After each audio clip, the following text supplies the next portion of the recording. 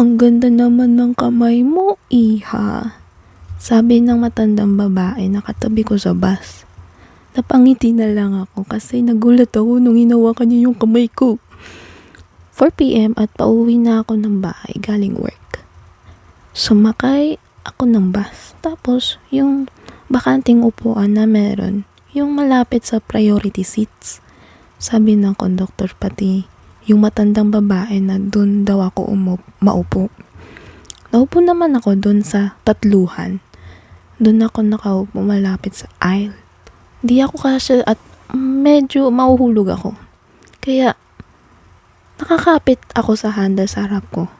Ay, wala nga atang handle yun.